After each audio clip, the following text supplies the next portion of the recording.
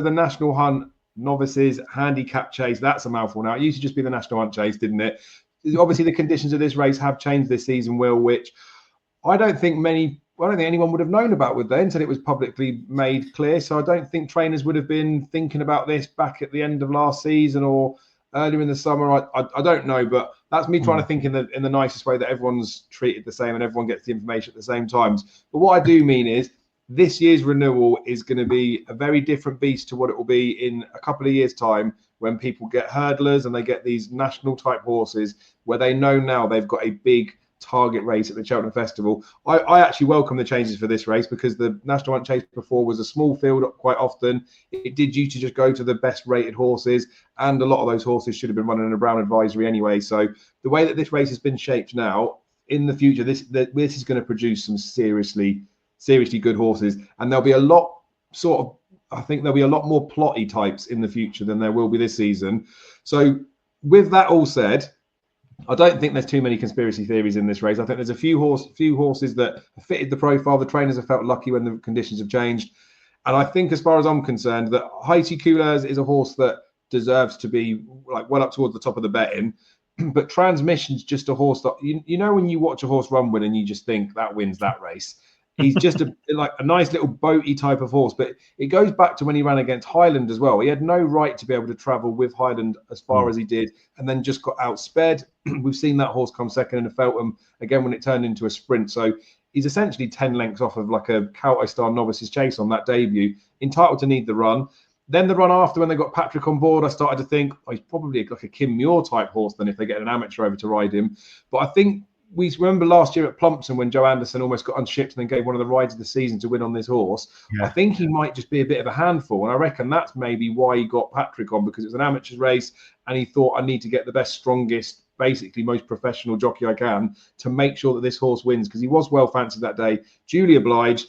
Then when he's run after behind Haiti Couleurs, I can't stop watching the replay and in any way, shape or form picture that Transmission doesn't beat Haiti Couleurs when they go another half a mile up in trip, and the handicap has switched around the weights a little bit, so he's getting £3 on that horse, or he's £3 better off now.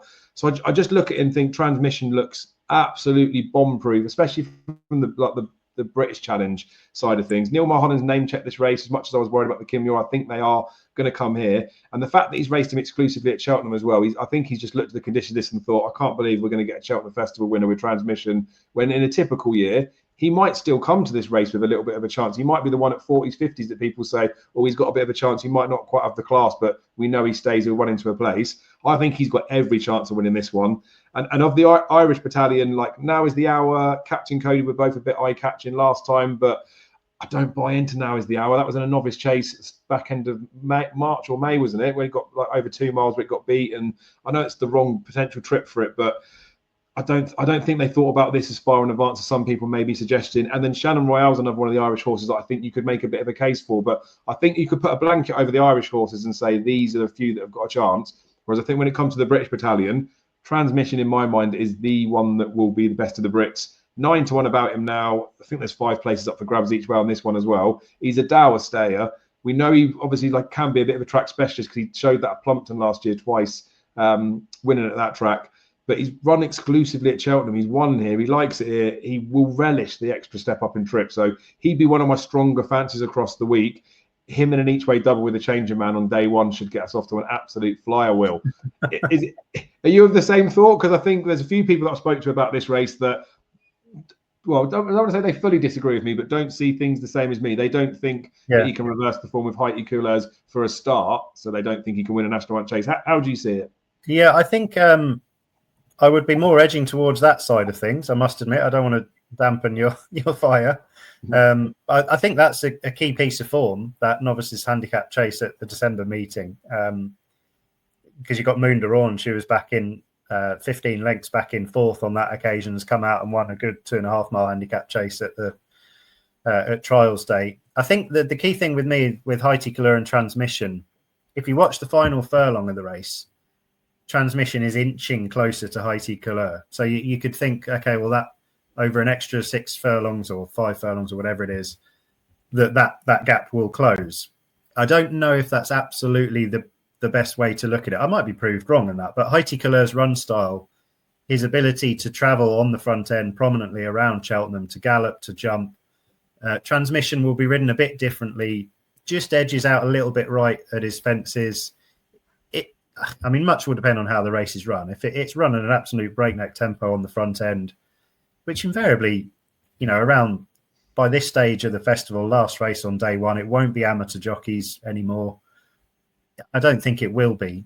And I just think Haiti Couleurs' style of racing, I think it just appears to me like it could be a case where a few horses get to him running down the hill, and that'll be the point where they've made their effort to get to him. And then at the bottom of the hill, Sean Bowen asks Haiti Couleurs to go up that hill again, and he just keeps on galloping. That would be the way I think about it. But, happy to be proved wrong if you're very bullish on transmission, definitely. But I think Haiti Couleurs is probably the solid one for me at this stage because of that run style. I think he'll stay every yard of it. He won't quicken, but he'll just keep galloping. If there's one at a slightly bigger price, and I'm actually surprised that he's not as big a price as I thought he might be, but Hughie Morrison's Ide is one just to keep half an eye on. He's a horse who's flown under the radar a little bit because when he was trained by Paul Webber, he was well backed on a number of occasions off marks in the high 90s, low hundreds, which is a million miles away from a Cheltenham Festival handicap. But since Hughie Morrison has got hold of him, he's progressed really nicely in staying handicap chases, but around about the 0 to 110, 0 to 105 range. But every time he's been strong at the finish, and he did well, I think, to pick up ADL de Board at Kempton last time out in a race that developed into a sprint. If you look at Ide's pedigree, the dam side, she's related to Rule the World, Grand National winner.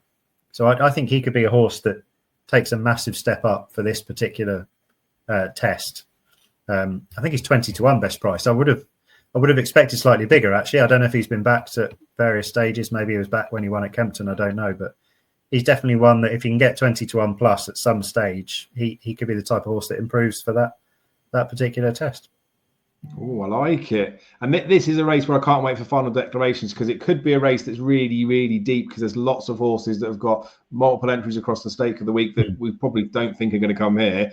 But who knows? It might just turn out that they all just come here in the end and it ends up real deep race. Even horses like that Hastings as well is in a monster price now. I know he can't really jump, but looks like he stays all day. Same with Jessica and Kim Muir, but there's just the other late entries that some horses have had thrown into to this particular race.